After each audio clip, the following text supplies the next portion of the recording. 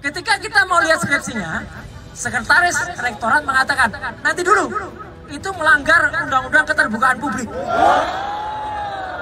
Saya bilang, Mas, saya adalah penyusun undang-undang keterbukaan informasi publik nomor 14 tahun 2004. Tentu ijazah ini yang memegang, ijazah asli yang memegang adalah Pak Jokowi. Ya, jadi kami hanya memegang kopiannya saja. Setelah bertahun-tahun penolakan kepalsuan ijazah Jokowi, akhirnya tim peneliti berhasil memaksa UGM memperlihatkan skripsi Joko Widodo.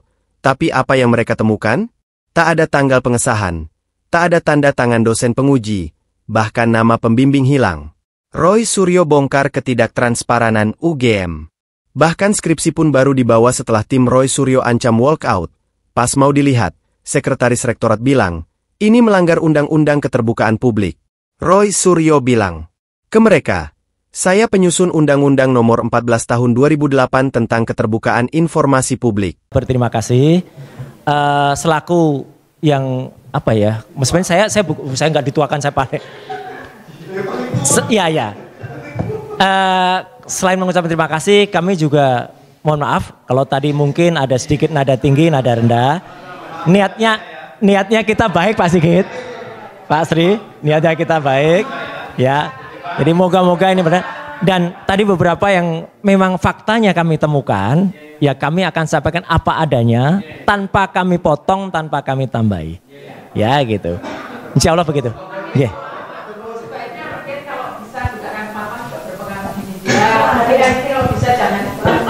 Loh, justru itu saya akan matur apa adanya.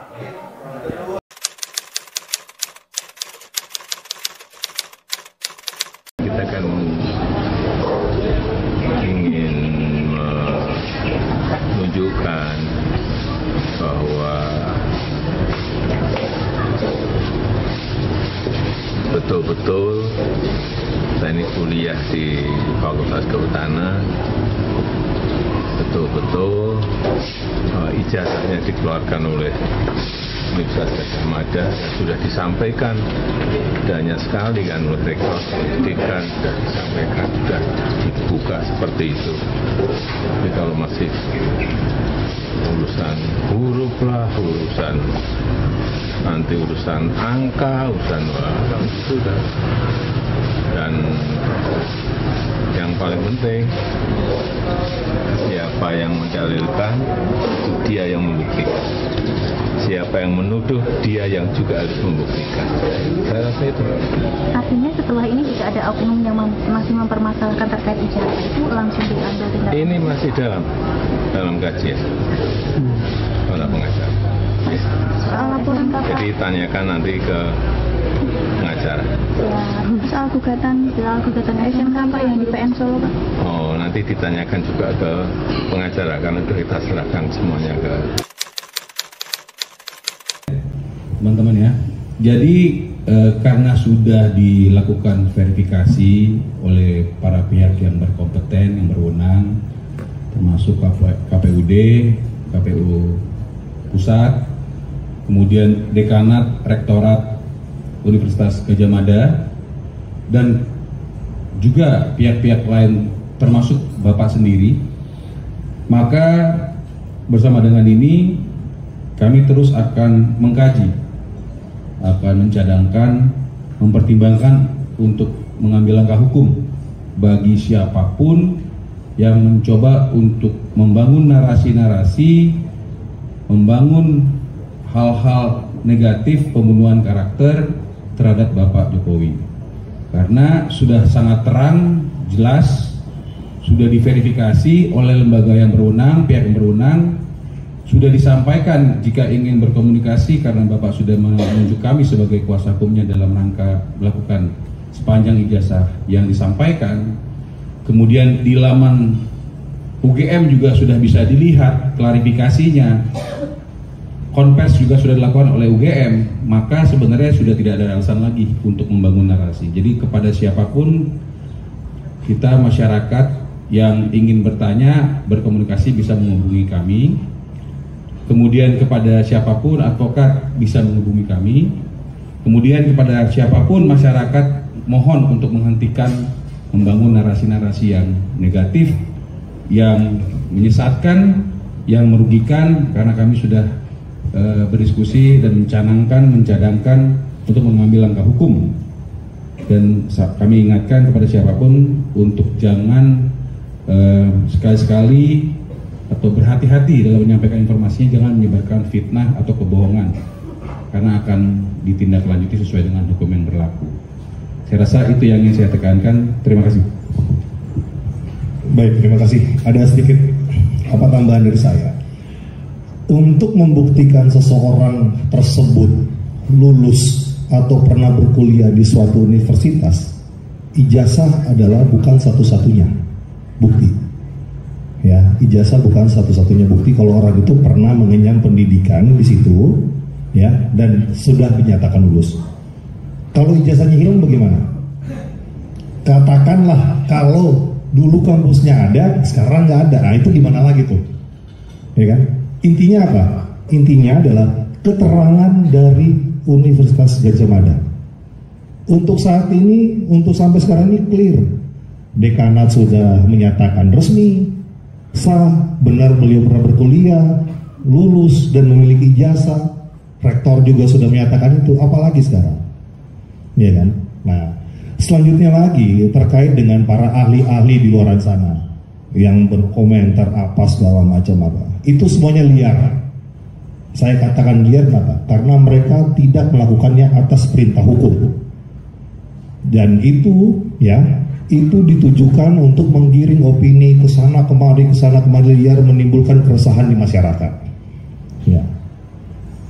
Itu semuanya liar. Kalau mereka membandingkan dengan yang asli ataupun mereka melakukan itu atas perintah undang-undang, nah itu baru benar. Di luar itu liar. Dengan tegas kami nyatakan itu liar. Hal-hal yang dilakukan itu silakan aja, nggak ada yang larang untuk melakukan itu. Tapi perlu kami sampaikan untuk masyarakat untuk jangan terpengaruh hal-hal seperti itu. Dr. Tifa bongkar keanehan skripsi Jokowi, membandingkan dengan skripsi mahasiswa lain. Dr. Tifa mengatakan, yang lebih aneh, skripsi mahasiswa lain lengkap dengan lembar pengesahan, tapi milik Jokowi kosong. Saya Dr. Tifa bersama Dr. Roy Suryo, bersama Dr. Risman Sianipar. Kami adalah alumni UGM. Kami bertiga peneliti. Dan sebelum kami bertemu, kami juga sudah melakukan asas yang disebut sebagai evidence-based research. Ya, yang seharusnya pun ketika tadi pertemuan, pihak UGM pun juga harus melakukan evidence-based document yang kami harapkan. Tetapi yang tersaji di hadapan kami yang tadi membuat kami kaget dan saya sempat protes adalah ketidakadilan. Karena pertama, kami hanya diberi kuota 5 orang. Kami ini mewakili rakyat, mewakili Anda semua. Mewakili 280 juta rakyat. Tapi kami hanya diberi kuota 5 kursi. Dan yang membuat kami kaget, di dalam ruangan sudah ada kurang lebih 16 orang. Ya. Kemudian berikutnya yang kedua, kami tidak diberikan satupun dari 36 dokumen yang memperkuat bahwa Joko Widodo itu adalah lulusan dari UGM. Saya menambah underline Pak Roy ya, bahwa memang kita tidak bisa menuntut ijazah di UGM, tidak bisa. Karena ketika seseorang itu sudah lulus, ijazah dipegang oleh yang bersangkutan. Tetapi karena situasi ini sudah berjalan 10 tahun, harusnya di bawah Undang-Undang Keterbukaan Informasi, seharusnya UGM menerima dengan tangan terbuka permintaan dari rakyat untuk membuka informasi pendukung.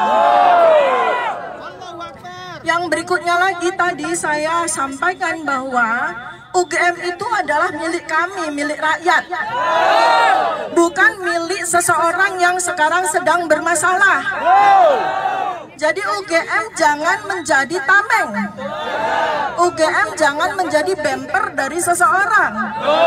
Justru jadi UGM jangan menjadi pelindung. Ya, tadi saya juga katakan UGM tidak boleh menutup-nutupi. Dan yang lebih penting dari yang tadi saya sampaikan adalah UGM itu harus bersama dengan kami, bukan bersama dengan seseorang yang bermasalah. Kalau tadi ada wacana pengadilan, itu artinya adalah pengadilan rakyat bersama UGM terhadap yang bersangkutan. Ya, jadi tadi saya juga sampaikan, ketika situasi sudah mulai deadlock, saya sudah sampaikan, kenapa UGM tidak merangkul kami, para peneliti yang lulusan UGM, bersama-sama dengan ahli yang ada di UGM sekarang. Ayo kita bersama-sama secara objektif melakukan penelitian, penyelidikan, riset, dan terhadap dokumen-dokumen atas nama yang bermasalah. Ya, itu yang saya sampaikan. Kemudian berikutnya, ketika kami tadi sudah kecewa dan kami akan walk out karena situasinya menjadi debat kusir. Ya, UGM itu tidak mampu untuk menyampaikan sebagai marwahnya seorang akademis. Sedangkan Dr. Rismon, Pak Roy Suryo, saya membawa bukti-bukti ilmiah akademis. Ya, tetapi yang ada malah akhirnya jadi debat kusir. Nah, makanya kami kemudian sampaikan, ada nggak dokumen yang bisa kita pegang untuk kami buktikan kepada rakyat. Akhirnya skripsi yang kami minta baru di saat-saat terakhir, last minute, baru diambil dari perpustakaan. Terus di situ dari 16 orang itu juga ada beberapa orang yang mengaku sebagai alumni Fakultas Kehutanan UGM angkatan 1980. Mereka sudah mempersiapkan ijazah dan skripsi masing-masing. Saya bilang, kami tidak perlu skripsi Anda. Kami tidak perlu ijazah Anda. Nggak usah diperlihatkan kepada kami. Yang kami butuh adalah ijazah Joko Widodo. Yang kami butuh adalah skripsi Joko Widodo. Nah, alhamdulillah kami sempat kemarin setelah beberapa menit kami pegang. Artinya saya, Pak Roy, dan Pak Rismon adalah saksi hidup bahwa kami pegang skripsi seseorang ya, yang di dalam skripsi itu namanya Joko Widodo. Tapi dengan mata kepala sendiri, ya, kami jelas melihat banyak beberapa keanehan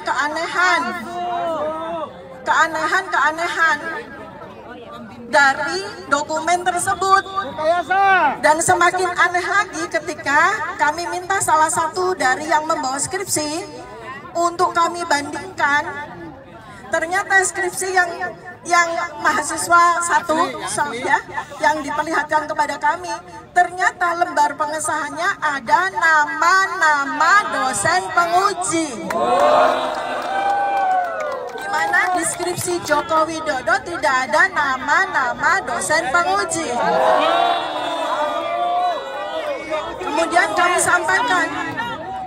Kemudian kami sampaikan kepada pihak UGM, kalau rektor itu pada dasarnya tidak punya hak maupun kewajiban apapun untuk ikut di dalam urusan ini. Jadi kalau rektor ataupun dekan tidak memiliki statement apapun, sebaiknya diam saja. Jadi diam saja, kecuali nanti kalau memang ada pengadilan, rektor akan diundang sebagai saksi ahli baru bicara rektor, atau dekan sebagai saksi ahli baru bicara. Di luar itu saya sampaikan jangan bilang apapun, termasuk kepada para profesor-profesor yang mengaku katanya ijazah Jokowi ada tapi hilang.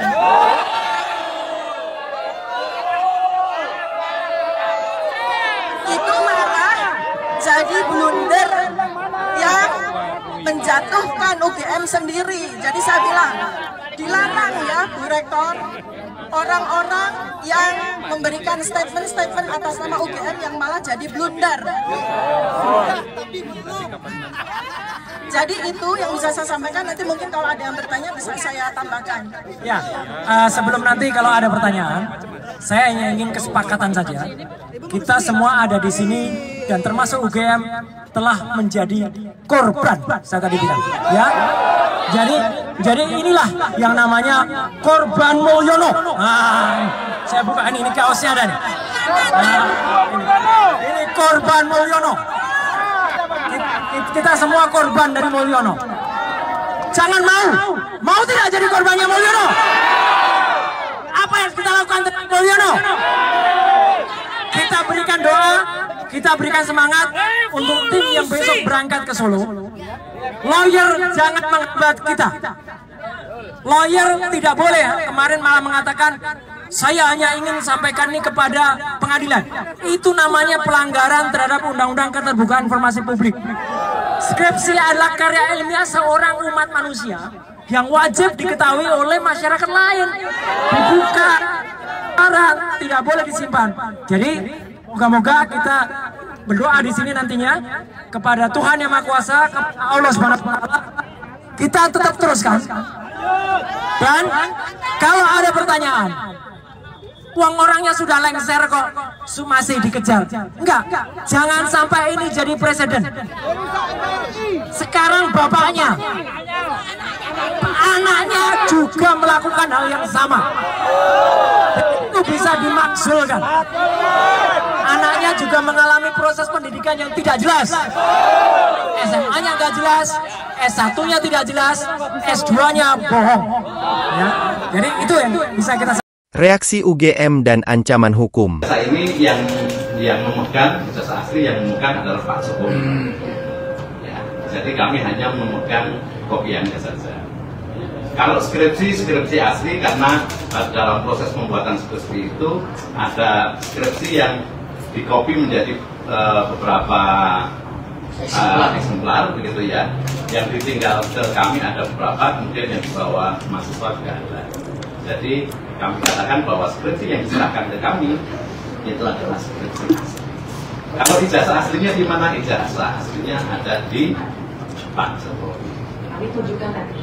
Ya, sehingga nanti kalau ada proses lanjutan, terutama di pengadilan misalkan, kami akan bawa bukti.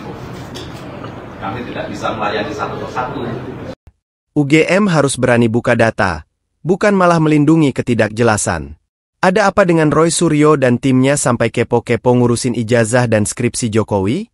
Apa mereka tim investigasi bayaran? Atau justru pahlawan tanpa tanda jasa yang berani ungkap kebenaran? Yang jelas, kasus ini nambah panjang daftar krisis di Indonesia. Dari kasus nasab Ba'alawi yang belum kelar-kelar, pejabat tersangka korupsi makin banyak. Sekarang, skripsi aja jadi kontroversi. Apa kasus berikutnya yang akan muncul? Tapi sebelum heboh berikutnya terjadi, jangan lupa klik subscribe, like, dan share video ini biar makin banyak yang melek fakta. Jangan cuma ribut di medsos, tapi gak tahu akar masalahnya.